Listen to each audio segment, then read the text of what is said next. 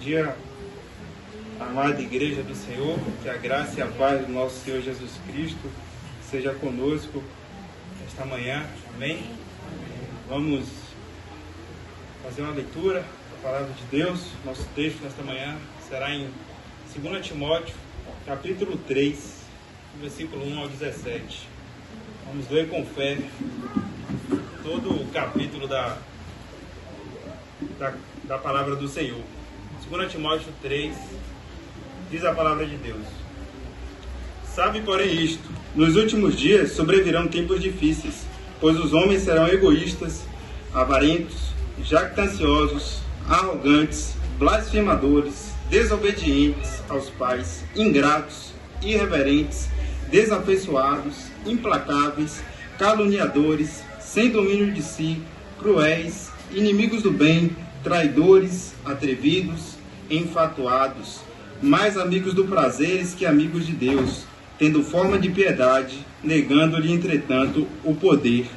Foge também destes, pois entre estes se encontram os que penetram sorrateiramente nas casas e conseguem cativar mulherinhas sobrecarregadas de pecados, conduzidas de várias paixões, que aprendem sempre e jamais podem chegar ao conhecimento da verdade. E do modo porque Janes e Jambres resistiram a Moisés, também estes resistem à verdade. São homens de todos, corrompidos na mente, réprobos quanto à fé. Eles, todavia, não irão avante, porque a sua insensatez será a todos evidente, como também aconteceu com a daqueles. Tu, porém, tens seguido de perto meu ensino, procedimento, propósito, fé, longanimidade, amor, perseverança, as minhas perseguições e os meus sofrimentos, quais me aconteceram em Antioquia, Icônio e Listra, que variadas perseguições tenho suportado, de todas, entretanto, me livrou o Senhor. Ora, todos quanto querem viver piedosamente em Cristo Jesus serão perseguidos, mas os homens perversos e impostores irão de mal a pior, enganando e sendo enganados. Tu, porém, permanece naquilo que aprendeste, de que foste inteirado, sabendo de quem o aprendeste, e que, desde a infância, sabe as sagradas letras, que podem tornar-te sábio para a salvação pela fé em Cristo Jesus. Leiamos todos juntos o versículo 16 até o 17. Toda a Escritura é inspirada por Deus e útil para o ensino, para a repreensão, para a correção, para a educação na justiça, a fim de que o homem de Deus seja perfeito e perfeitamente habilitado para toda boa obra. Oremos. Pai nosso que estás nos céus, santificado seja o teu santo nome, Senhor. Tu és santo, santo, santo. Ó Senhor, tu és tão puro de olhos que não pode contemplar o mal. O Senhor está sentado no alto e sublime trono. Os querubins, os anjos te adoram e não cessam de entoar louvores a ti, Senhor, na tua presença, santíssimo. O Senhor é excelso, sublime e digno de toda honra e louvor. Eis aqui nós estamos, Senhor, diante de ti, diante da tua palavra, reunidos em o teu nome, Senhor Jesus Cristo, para meditarmos nas sagradas Escrituras. Nós te agradecemos, Senhor Deus, porque o Senhor se revelou a nós. Nós te agradecemos tanto pela revelação geral, quanto pela revelação especial. Nós te agradecemos, ó Deus, porque o Senhor não nos deixou entregues a nós mesmos, ao nosso próprio coração, que é corrupto e desesperadamente enganoso, mas o Senhor nos deu as sagradas Escrituras. Nós te agradecemos, Senhor Jesus, pois tu és o Verbo que se fez carne e habitou entre nós, cheio de graça e de verdade, e vimos a tua glória. Te agradecemos, Espírito Santo, porque o Senhor é quem nos convence do pecado, da justiça e do juízo. O Senhor é o nosso mestre, o nosso guia, o nosso professor, o Senhor é o nosso paráclitos. E clamamos a ti, Espírito Santo, que interceda por nós neste momento. Clamamos a ti para que venha nos ensinar nesta manhã, que o Senhor venha nos exortar por meio da tua palavra, que o Senhor venha nos encorajar, que o Senhor venha tomar cativo aqui todo o pensamento, a obediência de Cristo, que o Senhor venha, Pai, plantar a tua palavra nos nossos corações. Nós oramos pelos corações presentes aqui nesta manhã, que sejam corações, ó Pai, sedentos como a terra seca, desejosos, Senhor, para que a tua palavra seja plantada. Nós desejamos, ó Pai, ser como crianças recém-nascidas, desejando ardentemente esse genuíno leite que está aqui diante de nós, que é a tua palavra. Por isso nós clamamos, Senhor Deus, para que o Senhor possa me usar nesta manhã, a fim de que o nome do Senhor seja glorificado. É a nossa oração em Cristo Jesus. Amém. Amém, meus irmãos?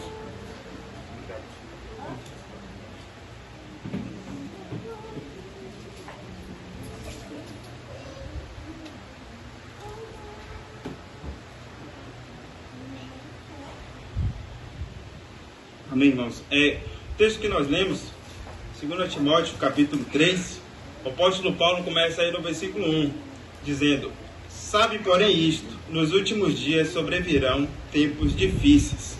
Alguns dos irmãos poderiam me dizer quais são esses últimos dias que o apóstolo Paulo está se referindo aqui?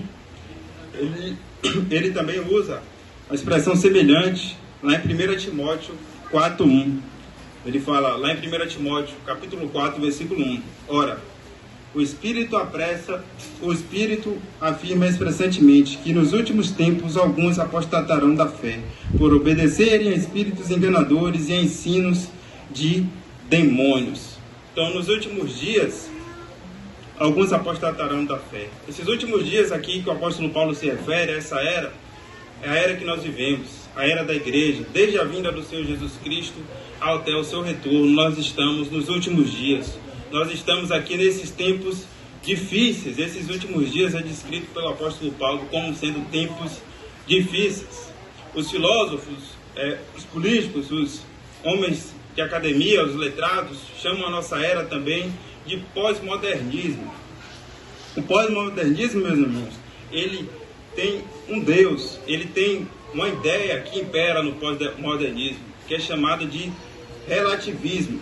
As vozes do pós-modernismo, as vozes deste século proclamam que não há uma verdade absoluta, apenas percepções individuais. Certamente você já ouviu muitas pessoas falarem: é o que é verdade para você, não é verdade para mim. O que é verdade em tal lugar, não é verdade em outro lugar. Então, sua verdade é válida para você, mas para mim não é. Então, eles dizem isso. Eles são subjetivos, eles são relativistas. Mas eu lhe pergunto, meus irmãos, pode a luz coexistir com as trevas? Pode a água pura se misturar com o veneno? Ou como o Tiago diz, pode a videira dar figos? De modo nenhum. Nós não podemos saciar nossa sede com veneno, somente com a água pura. Então, o relativismo é o que impera nessa era do pós-modernismo. O relativismo é o que impera nesses últimos dias que o apóstolo Paulo está se referindo, essa era que nós estamos vivendo. O relativismo é a grande mentira de nosso tempo e ele nos ataca com força, penetrando em todas as áreas da vida, chegando até mesmo nas portas da igreja. Olhem para o mundo à nossa volta, meus irmãos. Vejam, por exemplo, as tribos, as culturas que praticam a eugenia, que sacrificam recém-nascidos que nascem com algum tipo de deficiência, as culturas que matam os bebês, dizendo que são fardo, que não servem para nada. O que é que os relativistas falam acerca dessa cultura? Eles dizem: é a cultura deles, nós temos que respeitar, é a verdade deles. Será que a verdade muda de acordo com o lugar? Será que a verdade muda de acordo com a época? Pode o assassinato de inocentes ser considerado justo diante da palavra de Deus? De forma alguma, meus irmãos. Se o relativismo fosse nosso guia, até o assassinato de um bebê seria aceitável sobre o pretexto da verdade cultural. Essa é a verdade cultural. Mas a verdade de Deus permanece e ela clama contra tal abominação.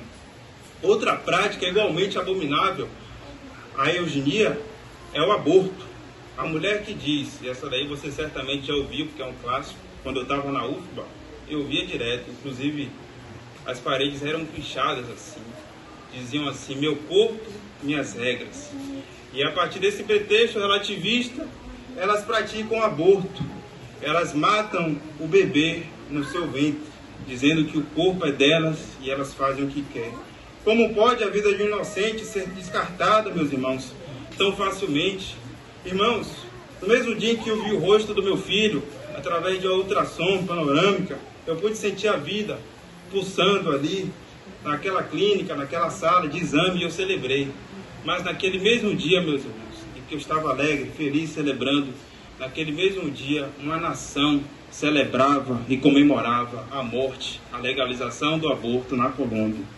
Então, será que a vida humana pode ser varrida para debaixo do tapete da subjetividade? Se não existe verdade absoluta, meus amados irmãos, como poderemos discernir entre o certo e o errado?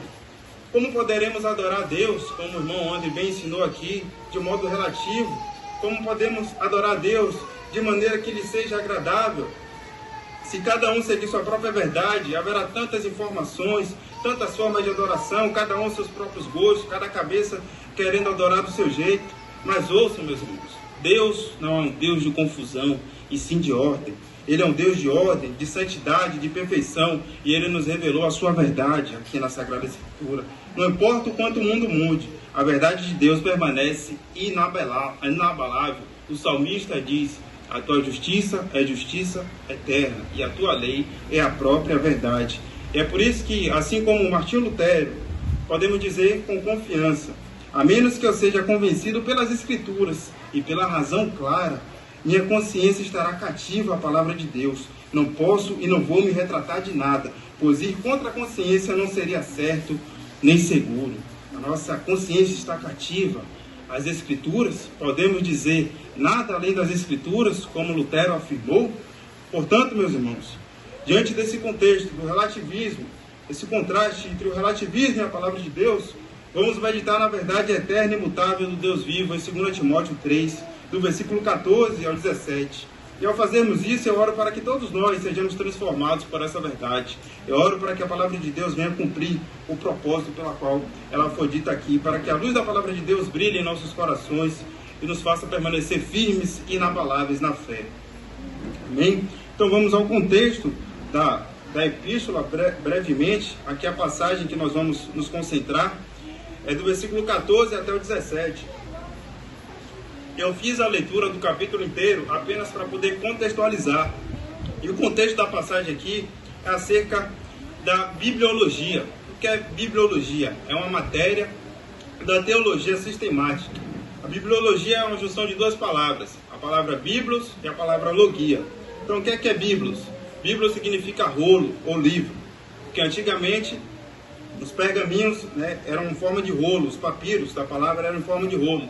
Por isso que Paulo pede para Timóteo: traz-me os pergaminhos, os rolos, traz os biblos.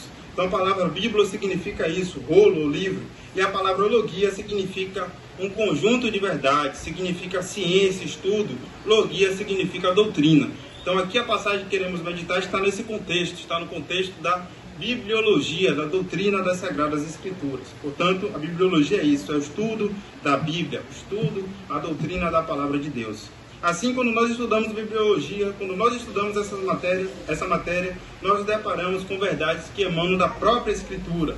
E um dos textos centrais é esse que nós iremos adentrar aqui, do versículo 14 até ao 17. Qual é o contexto em que o apóstolo Paulo estava quando ele escreveu este texto? Aqui é a sua segunda epístola para Timóteo. Tem a primeira carta a Timóteo e a segunda. É importante notarmos que o apóstolo Paulo, quando escreveu a segunda carta, ele estava prestes a ser martirizado. Foi ali por volta do ano 60, 64 depois de Cristo. Ele estava em sua segunda prisão. Os irmãos lembram que o apóstolo Paulo foi preso 2 vezes? Primeira prisão, ali ele escreveu as cartas da prisão, que é Filipenses, Colossenses, Efésios e Filemon, essas 4 epístolas. Ele escreveu quando estava preso, e em sua primeira prisão foi uma prisão assim, um tanto quanto tranquila. Ele escreveu muito acerca da alegria para os filipenses. Ele tinha uma expectativa de que pelas algemas dele o testemunho do evangelho seria pregado, e de fato foi. Em Filipos, foi levantado a igreja com Lídia e com o centurião. Então Paulo pregou e muito na prisão. Na prisão em Filipos ele estava alegre, ele tinha esperança. Mas agora, nessa segunda prisão do apóstolo Paulo, ele está na prisão mais severa. Ele está de fato no cárcere, ele está de fato ali triste. Ele já está mais velho. Ele aqui já é Paulo, o velho. E diz a tradição, meus irmãos, que nessa segunda prisão, os historiadores afirmam que ele ficou preso no cárcere, numa masmorra chamada de prisão marmetina, próxima do Fórum Romano. A prisão marmetina existe ainda hoje. Se você tiver a bênção e boas condições para fazer um turismo, vá até Roma e conheça lá os locais, que o evangelho foi propagado pelo apóstolo Paulo. Imagina você ler a segunda epístola de Timóteo lá em Roma, ou então, se você puder, também ir lá em Jerusalém, como o pastor Bruce teve esse privilégio de ir. Mas caso você não possa, há, pela graça de Deus, a internet, vídeos no YouTube, para que você possa conhecer a prisão marmetina. Ela era uma prisão onde não entrava luz nenhuma, não havia buraco, não havia nada.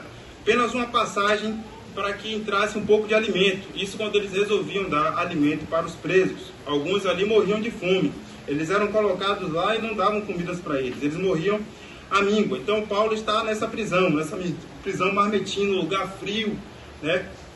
Paulo está lá sozinho, com frio, está obscurecido lá nessa prisão. Então, quando nós lemos 2 Timóteo, nós percebemos essa carta um tom bastante cinzento, diferente da epístola aos Filipenses, que é uma epístola de alegria, que ele repete o tempo todo: alegrai-vos no Senhor, outra vez vos digo. Então, aqui em 2 Timóteo, o apóstolo Paulo, ele está nesse contexto, já consciente de que ele vai partir em breve. Leiam comigo aí no capítulo 4, versículos 6 e 7. Ele fala: quanto a mim, estou já sendo oferecido por libação, e o tempo da minha partida é chegado. Combati o bom combate, completei a carreira, guardei a fé. Então esse é o contexto desse versículo que muitos usam, né, para colocar em lápides, colocam até em camisas: combati o bom combate, completei a carreira, guardei a fé. Então, às vezes as pessoas usam esse versículo sem saber o contexto. O contexto que o apóstolo Paulo fala aqui nesse versículo: combati o bom combate, completei a carreira e guardei a fé, nesse contexto de prisão. Né? Ele falou isso depois que ele fez tudo o que ele já tinha feito, quando ele estava lá na masmorra, frio, sozinho, com fome, isolado. Então ele não fala: combati o bom combate, completei a carreira e guardei a fé, turistando, viajando, tirando fotos em boas condições. Ele já estava aqui prestes a morrer. Então, assim, a gente ter consciência disso, de que é a sua última obra, é a última epístola aqui que ele está escrevendo, nós temos essa consciência, nós vamos ter a intenção da extrema relevância dessa passagem, da extrema relevância do corpo dessa passagem aqui, desses versículos do 14 até o 17. É significativo, meus irmãos, que na última carta, na última epístola, na última obra que se encontra aqui do apóstolo Paulo, ele tem verdades extremamente importantes, e que ele menciona em versículos como esse, que nós iremos adentrar aqui. Então, vamos adentrar na palavra do Senhor. Queria antes fazer a divisão do nosso estudo. Eu dividi em duas partes. A primeira é a necessidade do crente permanecer no ensino da Escritura. Então, a primeira parte é isso: devemos permanecer nas Escrituras. E a segunda parte do nosso estudo serão os motivos pelos quais nós devemos permanecer na Escritura. Leamos o versículo 14. Tu, porém, permanece naquilo que aprendeste e de que foste inteirado, sabendo de quem o aprendeste. Eu te pergunto: vocês começam um discurso com essa expressãozinha? Alguém começa falando tu, porém? Não, de modo nenhum, porque essa expressão é uma expressão de contraste. Quando alguém diz tu, porém, isso pressupõe que algo foi dito antes, de maneira que o que vai ser dito agora estabelece um contraste com o termo anterior. E o que foi que o apóstolo Paulo disse antes? E foi justamente isso porque eu li o capítulo 3 todo, para poder contextualizar. Então vamos contextualizar com o versículo anterior, o versículo 13. Mas os homens perversos e impostores irão de mal a pior, enganando e sendo enganados. Neste versículo, Paulo está caracterizando os perseguidores do Evangelho. Paulo está caracterizando esses homens que ele fez a lista, os homens dos últimos dias. Eles são enganadores, eles são perversos, eles são impostores. Paulo adjetiva ele aqui com dois adjetivos: perversos e impostores. A palavra que Paulo usa para perversos é o adjetivo poneróis. Paulo está se referindo a quem? A homens malignos, homens indignos, homens maldosos. Tudo isso está no contexto da palavra perversos. E a outra palavra que Paulo usa, o outro adjetivo, é impostores, que no grego é goés.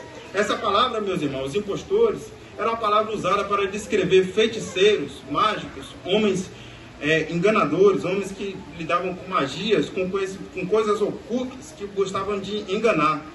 Eles diziam que tinham poderes sobrenaturais, que tinham acesso a conhecimentos ocultos, gnósticos, que com esse conhecimento oculto a gente poderia atingir uma apoteose, um estado de iluminação que mudaria todas as coisas.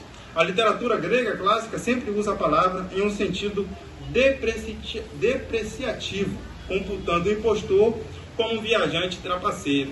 Eu te pergunto, ao longo da leitura das suas Sagradas Escrituras, você se lembra de algum impostor, de algum falso profeta? Né? Apareceram alguns, né? Já no Antigo Testamento, a gente vê Balaque e Balaão, mas eu gostaria de ver com os irmãos lá em Atos capítulo 13, versículo 1 ao 12. Os irmãos abram comigo aí, Atos 13, versículo 1 ao 12. Vamos ver um tipo de impostor que Paulo está falando aqui. Diz lá, Atos 13, do verso 1 até o 12. Havia na igreja de Antioquia profetas e mestres: Barnabé, Simeão, por sobrenome Níger, Lúcio de Cirene, Manaém, Colácio de Herodes, o tetrarca, e Saulo. E servindo eles ao Senhor, e jejuando, disse o Espírito Santo: separai-me agora, Barnabé e Saulo, para a obra a que os tenho chamado. Então, jejuando e orando, e impondo sobre eles as mãos, os despediram.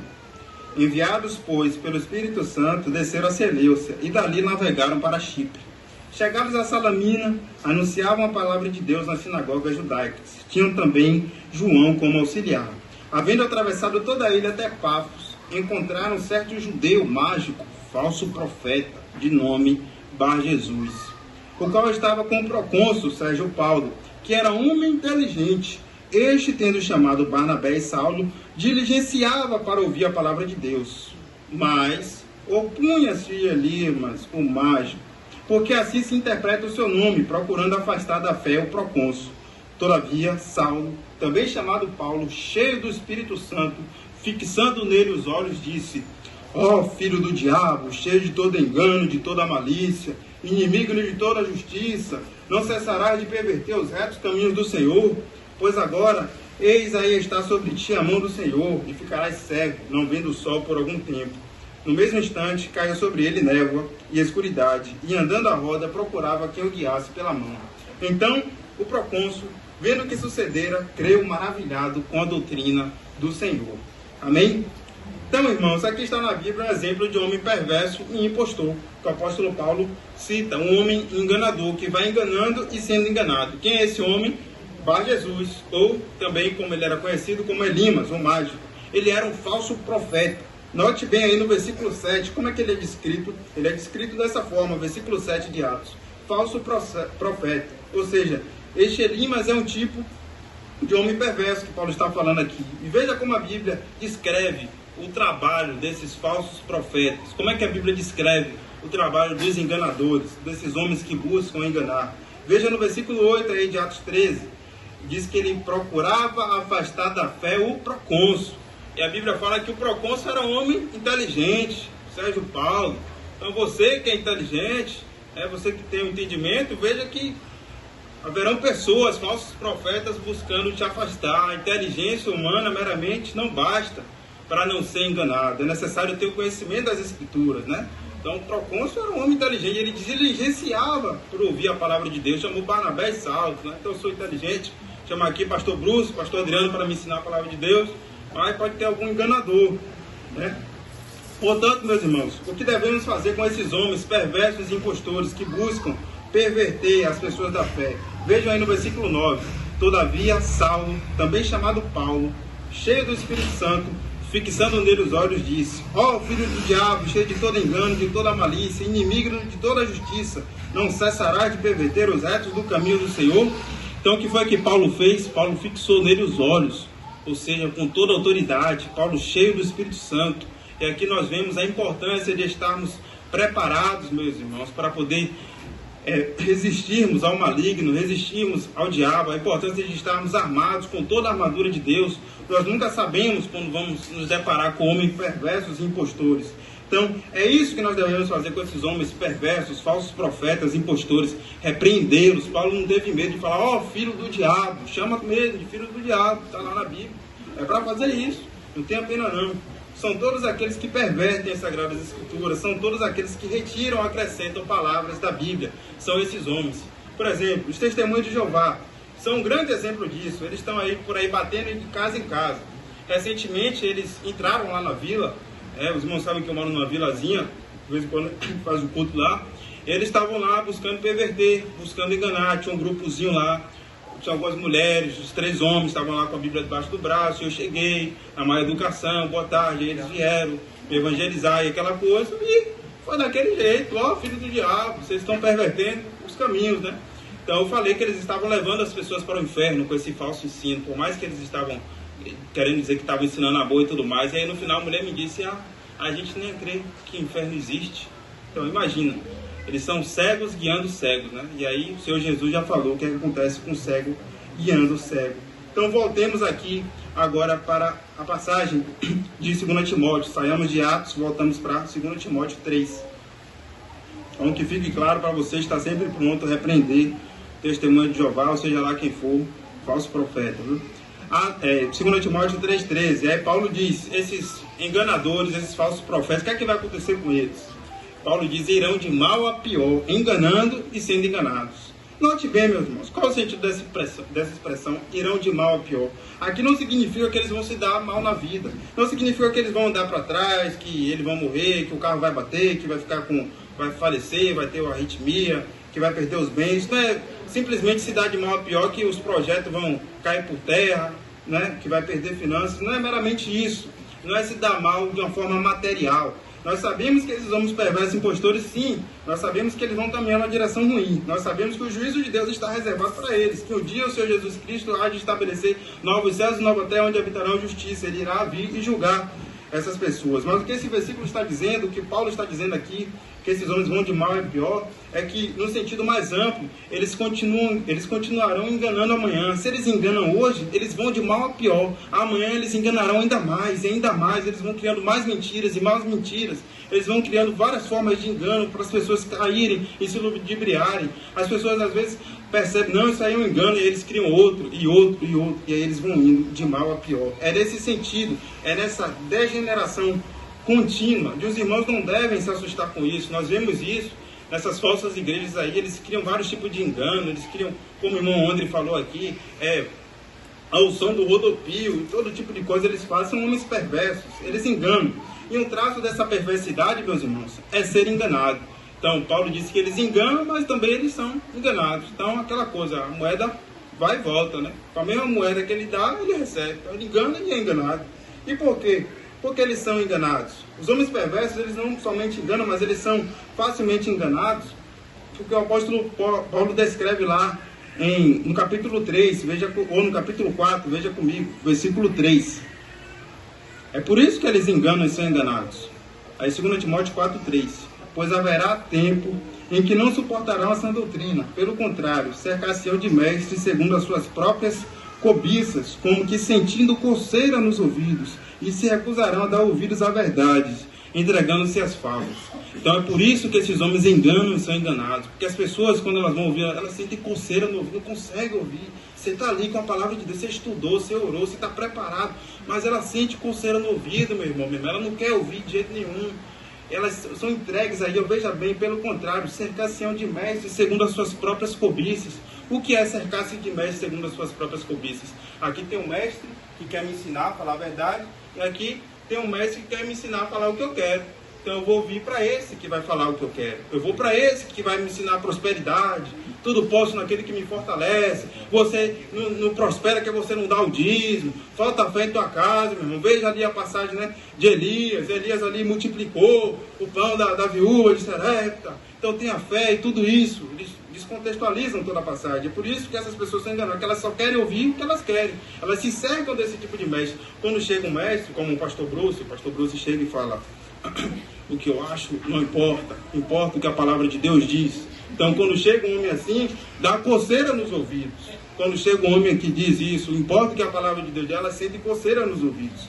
Então é curioso notar também, meus irmãos, que o homem justo não pode ser enganado. Então só quem pode ser enganado são aqueles descrentes, são aqueles que têm uma fé de fingimento. E onde é que está a base bíblica para isso? Lá em Mateus 24, 24. Não precisa abrir, eu vou ler rapidinho para poupar o nosso tempo.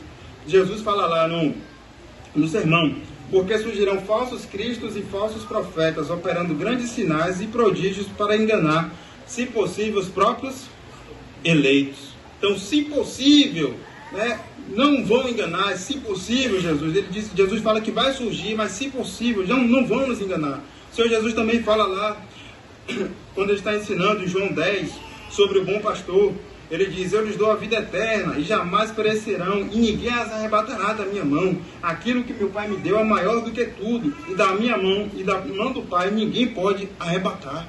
Então as ovelhas conhecem a voz do Senhor, elas ouvirão a sua voz, elas não vão para ouvir a voz do falso profeta. As ovelhas verdadeiras não seguem o falso profeta. Então se você é um eleito do Senhor, se você é um chamado, um justificado pelo Senhor, você não vai ouvir e não vai seguir falsos profetas. Você é uma ovelha do Senhor, você vai ouvir o bom pastor, que dá a vida pelo seu rebanho. Então nós temos uma unção especial. Deus nos embutiu uma sabedoria, um discernimento espiritual. O Espírito Santo habita em nós. Nós não podemos ser possessos pelo demônio, pelo maligno. Ele jamais vai habitar em nós, porque nós somos templo consagrado do Espírito Santo. Então, os perversos, como nós vimos, eles são enganados. Eles vão de mal a pior. Eles não possuem o Espírito Santo habitando neles. Eles não possuem o conhecimento da palavra de Deus. E aí, em face disso, em todo esse contexto que nós vimos aqui, desse capítulo 13, que Paulo fala, o tu porém. Então vocês perceberam, em face de tudo isso, que nós chegamos lá, no tu porém, em face desses homens perversos, de Elimas, o mágico, desses falsos profetas, desses enganadores. Então Timóteo está falando assim, ó, Paulo está falando assim para Timóteo, homem de Deus, veja esses homens aí dos últimos dias enganosos, vejam eles, agora faça um contraste com eles. Eles são falsos profetas, são enganosos, eles vão ser enganados também. Tu porém não. Tu, porém, permanece naquilo que aprendeste, que foste inteirado. É isso que Paulo está mandando Timóteo fazer. Paulo está mandando Timóteo fazer um contraste. Paulo está ordenando Timóteo a permanecer diante dos falsos profetas, diante dos homens enganadores, diante dos últimos dias, desses tempos difíceis. Nós temos que permanecer. Temos que ser esse contraste. Então, permaneça naquilo que aprendeste. Essa é a principal lição. Como eu falei, nós devemos permanecer, meus irmãos. Esse verbo, permanecer, é o verbo-chave da vida cristã. Nós devemos permanecer, meus irmãos, na palavra de Deus, pois ela é a lâmpada para os nossos pés e luz para os nossos caminhos. E aqui hoje eu te chamo, permaneça nesse caminho estreito e apertado que conduz para a salvação. Permaneça na luz e afaste todas as trevas, pois Deus é luz e nele não há treva nenhuma. Permaneça espalhando o bom perfume de Cristo, porque para Deus somos aroma de Cristo, entre os que estão sendo salvos e entre os que estão perecendo. Permaneça na leitura da palavra de Deus todos os dias. Bem-aventurado o homem que não anda no conselho dos ímpios, nem se detém no caminho dos pecadores. Antes, o seu prazer está na lei do Senhor, na sua lei medita de noite e de dia. Todos os dias, o seu prazer, o seu deleite, permaneça na oração, vigiai e orai, porque na verdade o espírito está pronto, mas a carne é fraca. Permaneça nos jejuns. Joel capítulo 2 diz, ainda assim, agora mesmo, diz o Senhor, convertei-vos a mim de todo o coração, e isso com jejuns, com choro e com pranto, e rasgai os vossos corações e não as vossas vestes. Convertei-vos ao Senhor, porque Ele é misericordioso e compassivo e tardio em graça e grande benignidade, e se arrepende do mal. Permaneça, meu irmão, na comunhão. Não deixei de congregar, como é costume de alguns. Mas antes, façamos demonstrações, tanto mais quando vedes que o dia se aproxima. É iminente a vida do Senhor, não deixe de congregar. Há pouco tempo, ficamos meses com a igreja fechada. Congregação, comunhão, permaneça na comunhão, permaneça, meu irmão, na santificação, na mortificação. Paulo diz, porque se viverdes segundo a carne, morrereis, mas se pelo Espírito mortificados os feitos do corpo, certamente morrereis. A carne milita contra o Espírito milita contra a carne, é uma luta, é uma batalha. Permaneça, Timóteo, é isso que Paulo está querendo dizer aqui. Permaneça naquilo que aprendeste, meus irmãos, pois para onde nós iremos? Se só o Senhor possui as palavras de vida eterna, para onde você vai permanecer? Então você que está me ouvindo nesta manhã, meu irmão, minha irmã, você aprendeu as Sagradas Escrituras?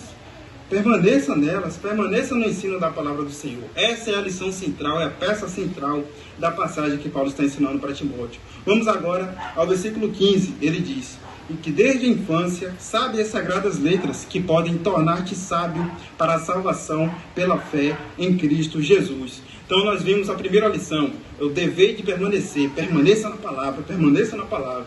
E agora os motivos pelos quais devemos permanecer. Paulo diz para Timóteo permanecer, por quê? Porque ele sabe de quem o aprendeste, ele sabe de quem ele aprendeu a palavra de Deus. Isto é, Timóteo tinha consciência de quem foi que o ensinou desde a infância. Eu te pergunto, de quem Timóteo aprendeu as Sagradas Letras? Podemos dizer, meus irmãos, que Timóteo ele foi um privilegiado, como muitos de nós aqui não foram. Eu não fui um privilegiado. Só pude aprender a palavra de Deus verdadeiramente acerca dos meus 17, 18 anos. O primeiro a ensinar a mim, genuinamente, a palavra de Deus, foi aquele que se encontra ali, nosso irmão Mateus Bittencourt. Foi com ele que eu aprendi primeiro a palavra do Senhor, eu tive esse privilégio. Eu não tive o privilégio que Timóteo teve. O pastor Bruce foi um privilegiado, aprendeu desde a infância com seu pai, uma família de missionários. Talvez você seja igual a mim, talvez você só tenha aprendido a palavra de Deus muito tempo depois. Talvez você não seja um privilegiado como Timóteo foi. Talvez você não tenha tido esse privilégio. Mas Timóteo não aprendeu somente dos seus pais. Timóteo não aprendeu só desde a infância. Timóteo também aprendeu do próprio apóstolo Paulo. Então eu não aprendi dos meus pais, mas eu aprendi do irmão Mateus, eu aprendi do pastor Bruce. E como foi que Timóteo aprendeu? Paulo diz aí no versículo 10 do capítulo 3. Tu, porém, tens seguido de perto o meu ensino, procedimento, propósito, fé, longanimidade, amor, perseverança, as minhas perseguições e os meus sofrimentos, que me aconteceram em Antioquia, Icônio e Listra, que variadas perseguições tenho suportado, de todas, entretanto, me livrou o Senhor. Então vejam o testemunho que Paulo está dando de Timóteo, meus irmãos. Ele estava seguindo de perto ali o ensino, o procedimento do apóstolo Paulo, como nosso amado pastor Bruce aqui está nos ensinando há anos. E eu te pergunto, você tem seguido de perto o ensino, o procedimento do pastor Bruce? A palavra aqui, procedimento, no grego é agogê, é a conduta, o estilo de vida. Procedimento significa a forma de viver, né? E não apenas como Paulo se comportava na frente das pessoas, mesmo com os amigos próximos, mas também como ele se conduzia em particular. O Senhor Jesus ensinou isso. Ele ensinou lá em Mateus capítulo 10, o discípulo não está acima do seu mestre, nem o servo acima do seu senhor. Basta ao discípulo ser como seu mestre e ao servo como ao seu senhor. Então, Timóteo aprendeu de Paulo. Ele seguiu o ensino, o procedimento, a conduta de Paulo. Submetei-vos aos vossos guias, obedecei aos vossos guias. O autor de Hebreus fala, submetei ao ensino, pastor Bruce, pastor Adriano, segue o ensino, o procedimento deles.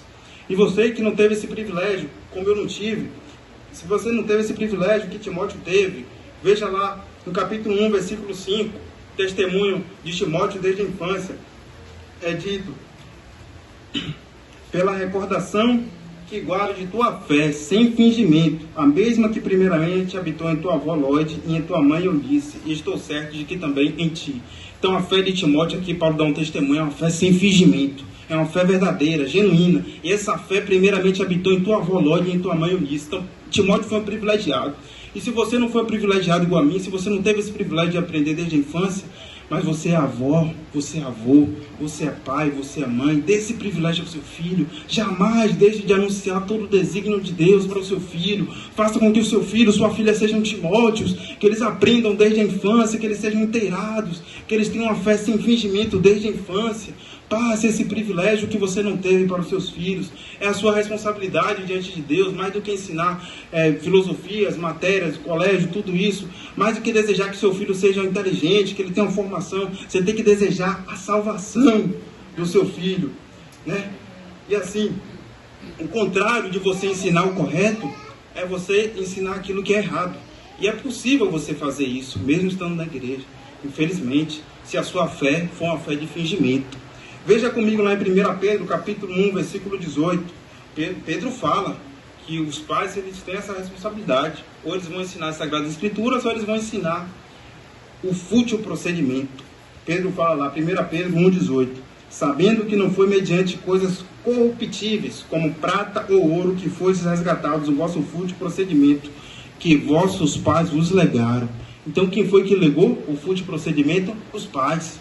E o que é que mais há nos nossos últimos dias, nessa pós-modernidade? Pais que legam fútil procedimento para os seus filhos. Pais que deixam seus filhos entregues a si mesmos. Pais omissos. Pais que terceirizaram a criação dos filhos, que entregaram os filhos às telas, às televisões, aos jogos, aos videogames. Pais que entregaram os filhos aos colégios. Pais que até mesmo vão para a igreja, mas entregam os filhos aos pais da escola bíblica dominical infantil. Que nem sequer abre a Bíblia Sagrada, que nem sequer ora com o filho em casa.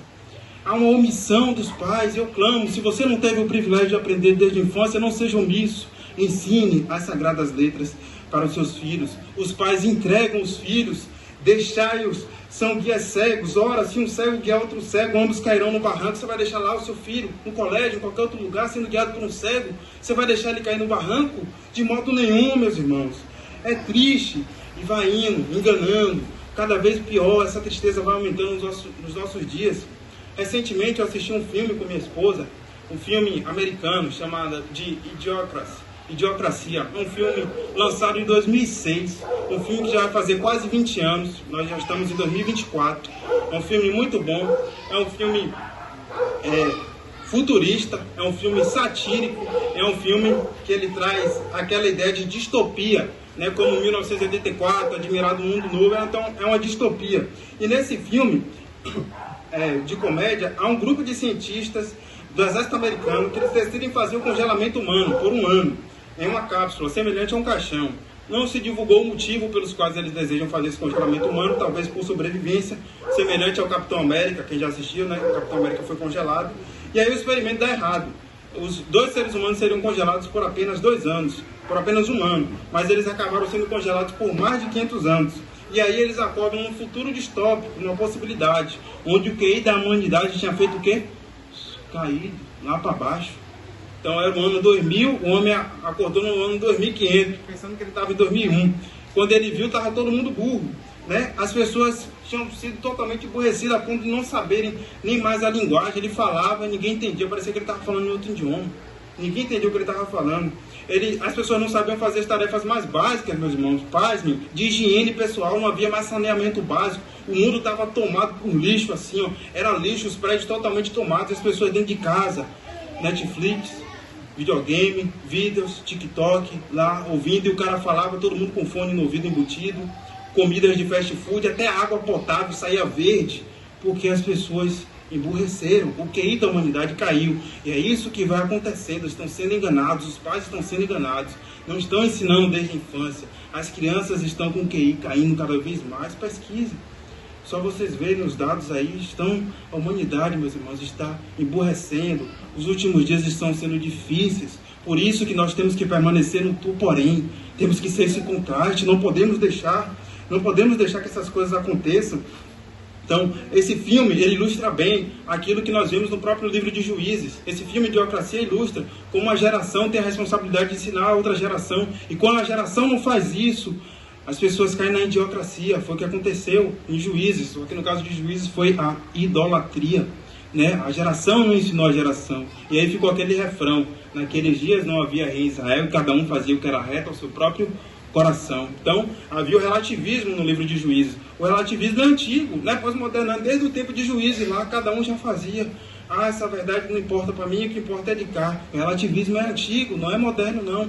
Ele só está mais intenso, ele só está indo de mal a pior, como Paulo falou. O relativismo é um inimigo antigo, ele está indo só de mal a pior. Então imagine esse contexto espiritual, perverso, moral. O mundo está indo, levando as pessoas para esse abismo, o futuro da geração está sendo cada vez mais caótico, e aí você tem que fazer o quê? Permanecer nas Escrituras. Por isso que é tão importante, por isso que Paulo enfatiza aqui: tu, porém, permanece, sabendo que foste inteirado. Por isso que você tem que centralizar esse verbo, permanecer. E aí os motivos, as razões.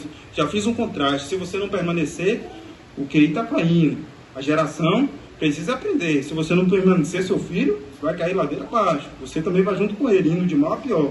Agora vamos ver os motivos que Paulo diz.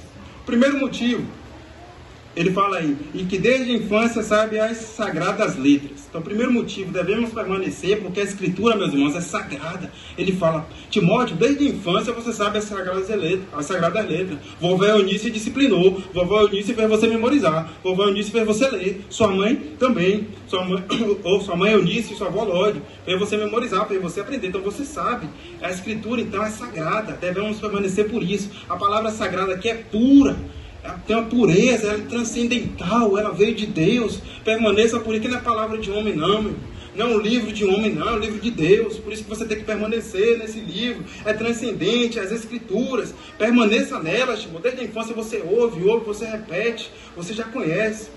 O segundo motivo pelo qual devemos permanecer é porque a Escritura nos torna sábios, dando conhecimento da salvação. Mas não é para ser sábio igual Albert Einstein foi, não. Não é para ser sábio igual aí o Elon Musk ou qualquer outro, não. Não é igual o sábio deste mundo, não. É para ser sábio para a salvação.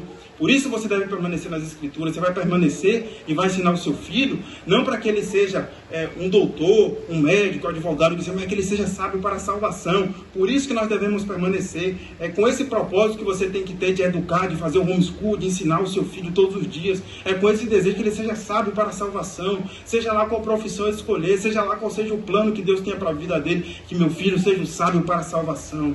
Conceda esse privilégio ao seu filho. Portanto, o propósito mais alto e mais sábio e mais sublime da Escritura é esse. Não é fazer com que você tenha um QI elevado. Pode até fazer, né? Porque o temor do Senhor é o princípio da sabedoria. Mas, acima de tudo, é a salvação. É revelar Cristo. O propósito da Escritura é revelar Cristo. De Gênesis a Apocalipse, meus irmãos. As pessoas eram salvas pelo Cristo da promessa no Antigo Testamento. E no Novo elas são salvas pelo Cristo, o cumprimento da promessa. O Cristo da história. No Antigo Testamento as pessoas olhavam para frente. No Novo Testamento nós olhamos para trás, o Cristo que já veio. Sempre foi assim as Sagradas Escrituras. No Antigo Testamento as pessoas creram no Cristo da promessa, nós agora cremos no Senhor que já veio. O Antigo Testamento anunciava as promessas, a chegada de Cristo. No Novo Testamento nós vimos todas as obras, todos os milagres. Nós vemos todas as maravilhas, vemos o nascimento virginal, os milagres, a ascensão do Senhor Jesus Cristo. Então Cristo é o centro, solos Cristos das Sagradas Escrituras. Então, que é um homem segundo as Escrituras, é o homem que conhece a salvação, que sabe que a salvação é pela fé em Cristo Jesus somente. E o contrário da sabedoria é o que? Paulo fala. Então, tem esses dois perigos. É uma linha tênue. Ou você permanece, ou você vai para o contrário. E o contrário é a insensatez. Veja aí no versículo 9.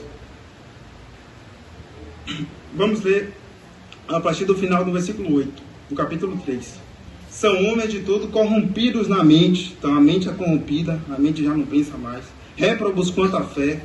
Então eles são contra a fé. Eles todavia não irão avante, porque a sua insensatez será a todos evidente, como também aconteceu com a daqueles. Então o contrário da sabedoria é o insensato. Provérbios fala o tempo todo disso aí, né? O tolo e o insensato. Então se você não permanecer nas Sagradas Escrituras, você vai para a insensatez. E essa insensatez é como um homem que não conhece o caminho da salvação. É descrita aqui, esses 19, do versículo 1 até o versículo 5, o apóstolo Paulo citou 19 características dos homens dos últimos dias. Todos eles são insensatos, todos eles possuem uma fé sem fingimento, todos eles não possuem uma fé genuína. Então, por isso que é importante você permanecer, porque as Escrituras são o caminho da salvação. Então, esse é o segundo motivo. O primeiro motivo, a Escritura é sagrada, permaneça por isso. O segundo motivo, a Sagrada Escritura vai conduzi-la à salvação, você, o seu filho, todos aqueles que você pegar. E o terceiro motivo agora, meus irmãos, devemos permanecer, porque a Escritura, ela é soprada por Deus. Tem aí, versículo 16. Toda Escritura é inspirada por Deus e útil para o ensino, para a repreensão, para a correção, para a educação na justiça. Então aqui esse termo, inspirada. Note bem essa palavrinha, inspirada. O que é inspirar? Toda Escritura é inspirada. Então em grego essa palavra aqui é theopneustos. Quando lemos essa palavra inspirada aqui, sempre vem à nossa mente o conceito de inspiração artística. Então os artistas se inspiram na natureza, olham ali para a natureza e fazem um quadro, compõem uma música. Então a gente vê isso na mente, né? Então a inspiração artística. Fica parecendo toda a Escritura é inspirada por Deus. Então os autores ali da Bíblia se inspiraram, eles tiveram uma inspiração. Nesse sentido de inspiração artística? Não. Não é disso que nós estamos falando. Não é uma inspiração que o cara tem quando vai fazer com a música ali. A inspiração aqui não é nesse sentido. Os autores bíblicos, eles não foram inspirados por Deus. O que foi inspirado por Deus foram os escritos bíblicos. Por isso que a palavra inspirada aqui é theopneustos, no grego. A palavra theo é Deus e pneu é sopro, né? Então Deus soprou.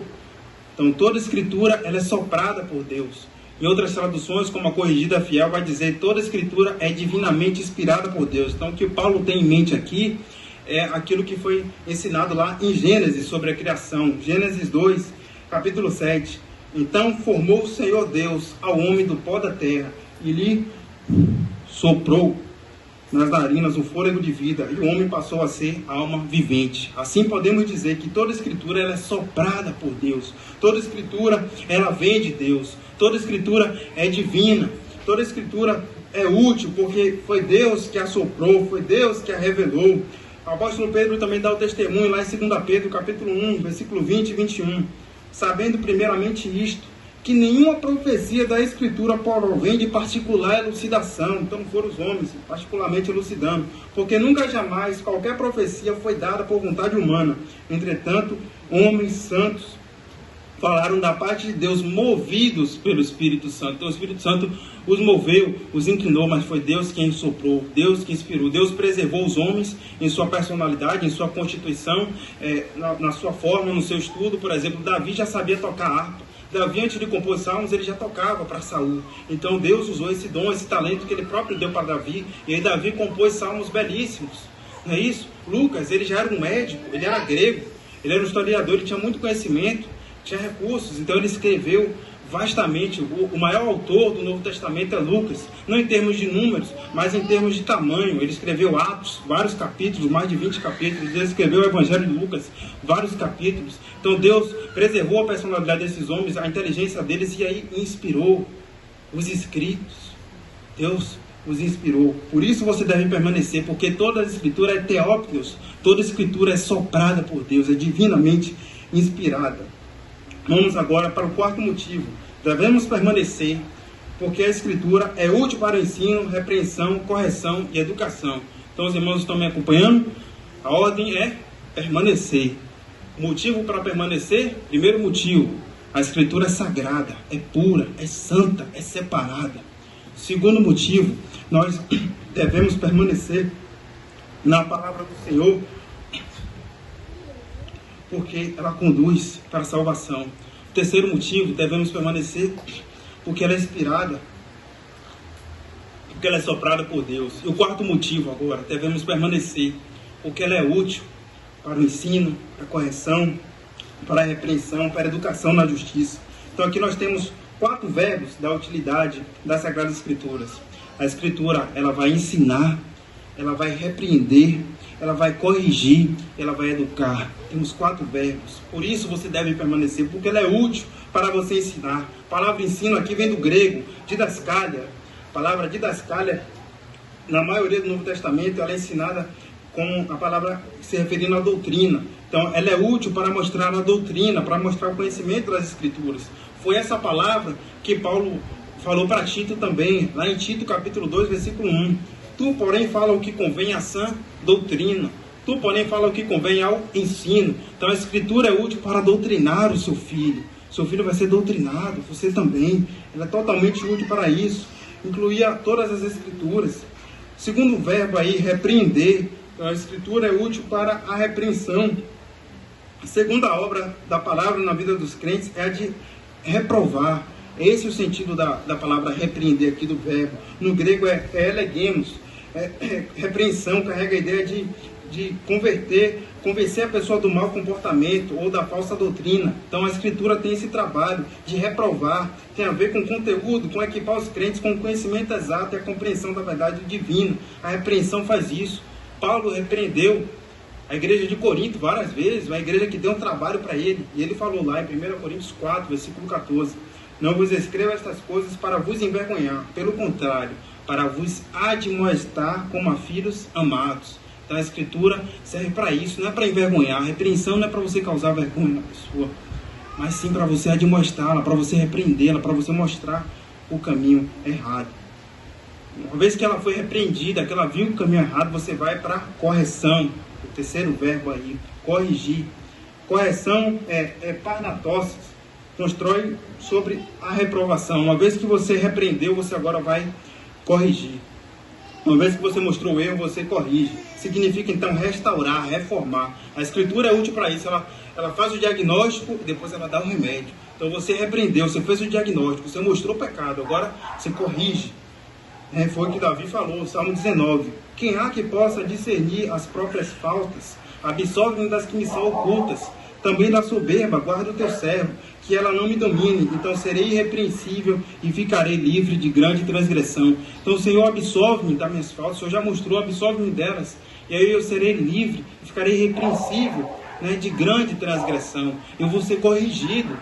O salmista também no Salmo 119, o maior salmo da Bíblia, que fala sobre toda a Escritura, que fala sobre a beleza das Escrituras, que fala sobre a excelência das Escrituras, ele falou: foi-me bom ter eu passado pela aflição para que eu pudesse aprender os teus decretos, os caminhos do Senhor. Então, isso é corrigir, é fazer com que a gente volte para os caminhos do Senhor. Então, ela repreende, ela ensina, ela repreende, ela corrige e ela educa. Então, o verbo aqui educar, no grego, vem da palavra paideia, que em português também pode ser traduzido como pedagogia, pedagogo. Então teve o significado de educar e treinar uma criança no caminho, você de fato conduzir. Então naquele tempo, as crianças elas tinham algo que se chamava de aio. Por isso que Paulo fala lá em Gálatas que a lei era o nosso aio, que a lei conduzia para Cristo. Então as crianças elas tinham um aio, um condutor, um pedagogo, aquele que fazia a paideia, aquele que fazia a educação. Então a Escritura é totalmente útil para isso, para a pedagogia, para o ensino, para a educação. Eu te pergunto, quantas são as escolas que as crianças estão indo que tem a pedagogia santa, que tem a palavra santa, que é fundamentado nesse livro? Muito pelo contrário. Eu faço estágio no colégio, no 6º ano, crianças de 11, 12 anos, lá na parede, tem um mural de um trabalho de história, a evolução humana, macacos, imagens, figuras de macacos, e depois o homem aparece. É isso que eles ensinam. Eles não têm a verdadeira pedagogia, eles não são pedagogos. Somente a Santa Escritura é útil para a educação, para a paideia, para a pedagogia. Esse é o processo de um pedagogo, é educar, ensinar, treinar no caminho, é instruir o seu filho.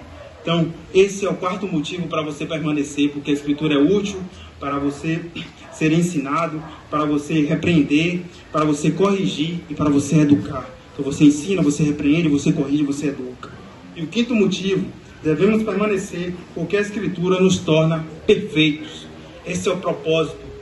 Esse é o propósito de toda a Escritura ser inspirada por Deus. Esse é o propósito do Teópicos.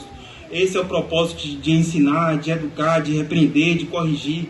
É nos tornar perfeitos, meus irmãos. É glorificar a Deus através da perfeição. A fim de que o homem, versículo 17, vejam aí, a fim de que o homem de Deus seja perfeito e perfeitamente habilitado para toda boa obra. Então há um propósito, veja aí a palavra, a fim de que, com um propósito, para que nos tornemos perfeitos e perfeitamente habilitados para toda boa obra. A palavra de Deus é tudo que necessitamos para nos tornar perfeitos. E sendo perfeitos, nós seremos como quem? Seremos como o nosso Senhor. Mateus capítulo 5, versículo 48. Portanto, sede vós perfeitos, como perfeito é o vosso Pai celeste. Só a Escritura nos tornará perfeitos. Permaneça para que você seja perfeito, para que se cumpra o propósito. Então, que sejamos gratos ao Senhor por meio das Escrituras. Ele já tem nos dado, meus irmãos, tudo que nos conduz para a salvação, tudo que é necessário para ser isso aqui. Por meio da Sagrada Escritura, nós já temos tudo para sermos perfeitos e perfeitamente habilitados para a boa obra. 2 Pedro, capítulo 1, versículo 3, ele mostra isso. 2 Pedro, capítulo 1, versículo 3, mostra que já temos tudo para sermos perfeitos e perfeitamente habilitados para toda boa obra.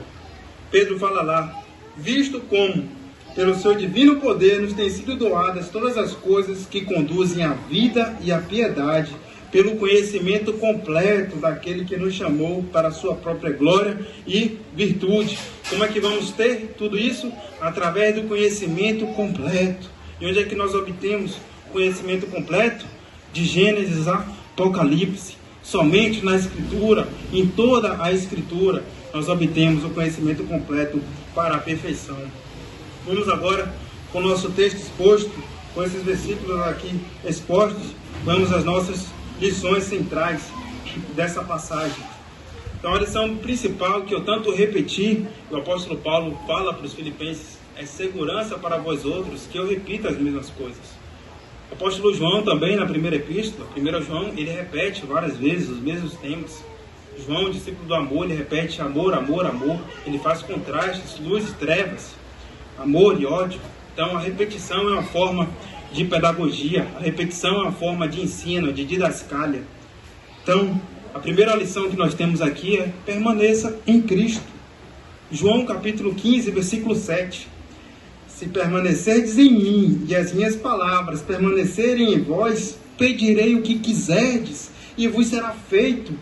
E nisto é glorificado meu Pai, em que deis muito fruto, e assim vos torneis meus discípulos.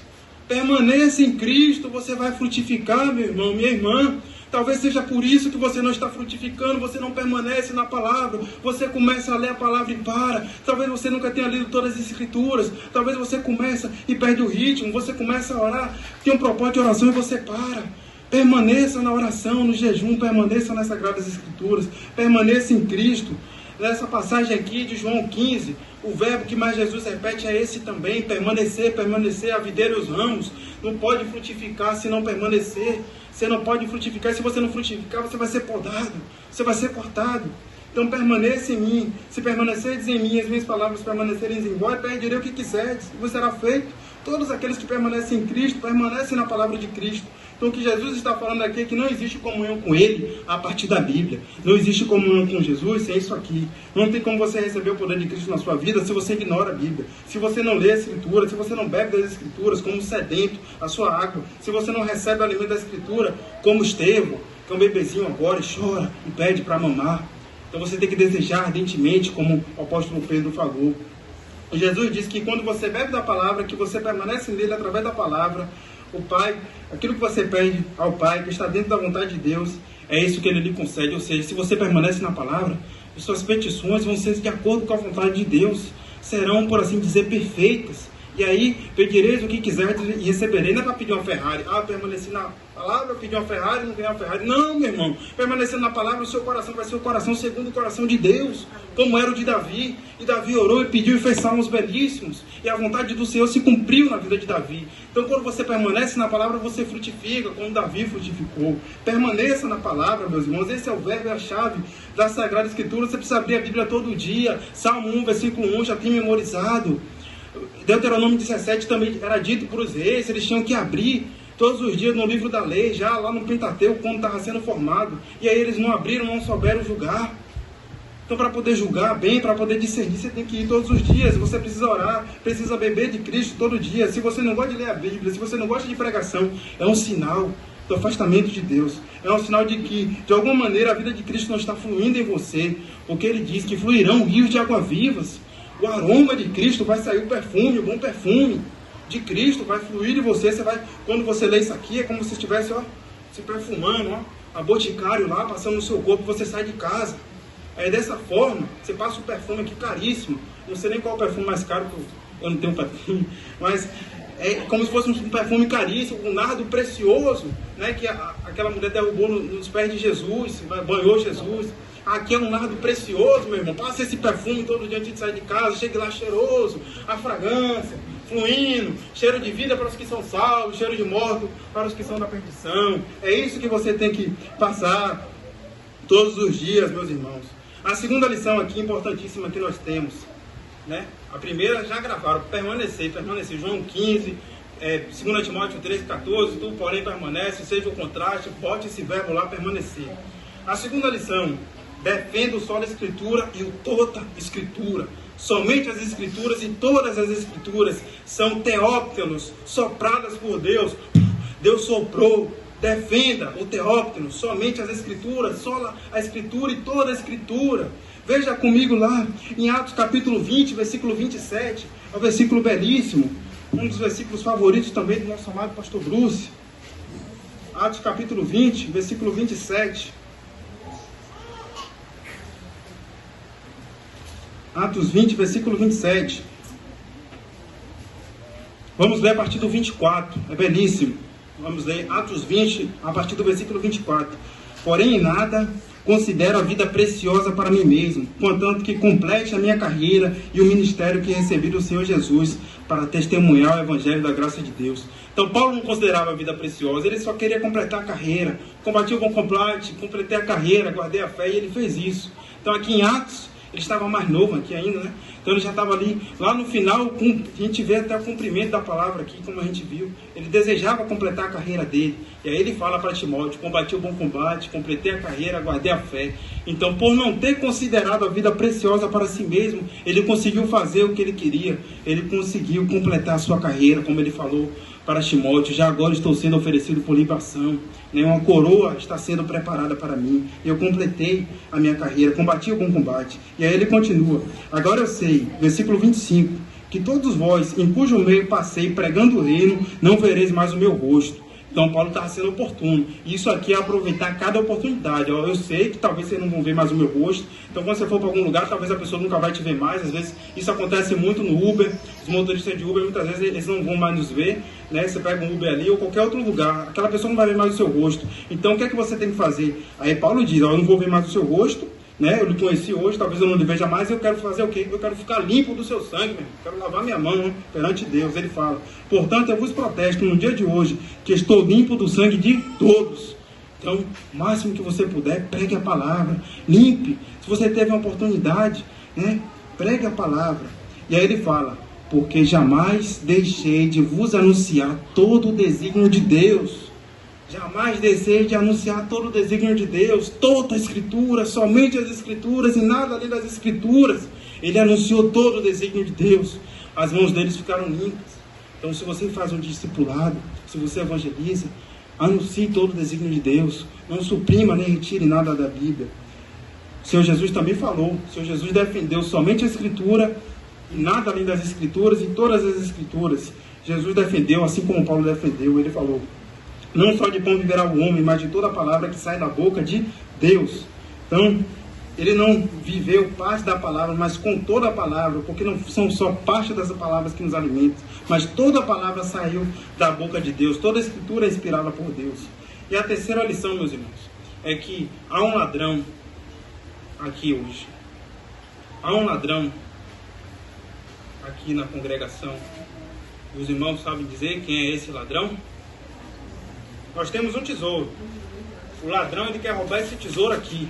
Nós vimos, Salmo 19, nós cantamos: a lei do Senhor é perfeita, restaura a alma, o testemunho do Senhor é fiel, são mais desejáveis do que o ouro. Então o ouro está aqui. Aqui o ouro. Vocês estão ouvindo o ouro, vocês estão recebendo o ouro. E há um ladrão aqui querendo roubar esse ouro de vocês.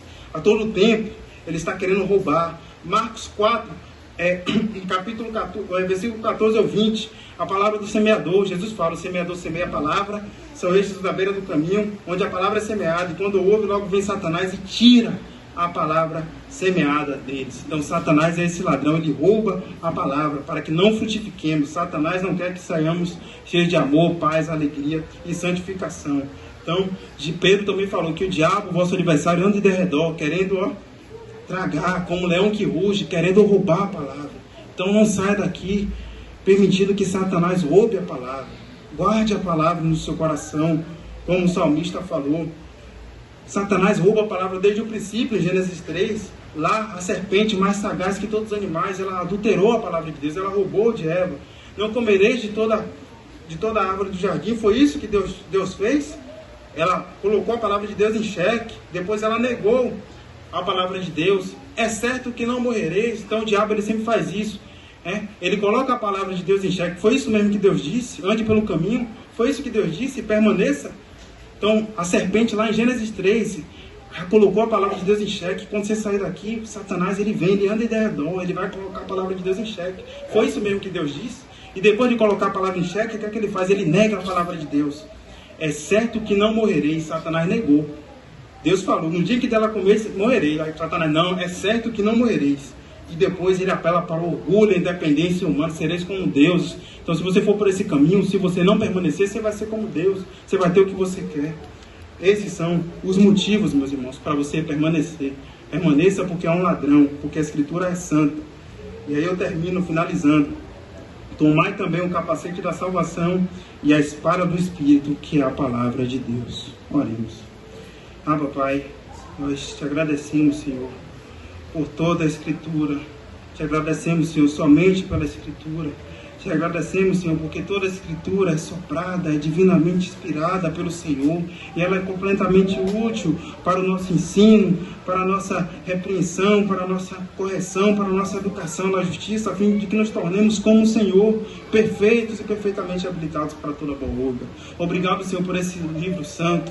Obrigado por esse tesouro, Senhor, que possamos meditar, memorizar, gravar, proclamar todo o desígnio de Deus, como o apóstolo Paulo fez, que venhamos nos alimentar dia após dia, que venhamos, Senhor Deus, ler de Gênesis a Apocalipse, de Apocalipse a Gênesis, Senhor, todos os santos dias, a palavra do Senhor nosso Deus, que venhamos usá-la, Senhor, como essa espada de 2 gumes, que ela venha penetrar, Senhor, nesta manhã os corações aqui presentes. Eu oro também, ó Pai, para que venhamos fazer como o apóstolo Tiago ensinou, sujeitá-los a Deus e resistir ao diabo, e ele fugirá de vós. Que venhamos, Senhor, nos sujeitar a Ti, através do ensino que foi proclamado aqui da Tua palavra, e assim jamais permitamos que o diabo venha roubar, que o diabo venha adulterar, que o diabo venha enganar, que o diabo venha acrescentar a Tua palavra, Senhor. Em nome de Jesus nós oramos e Te agradecemos. Amém.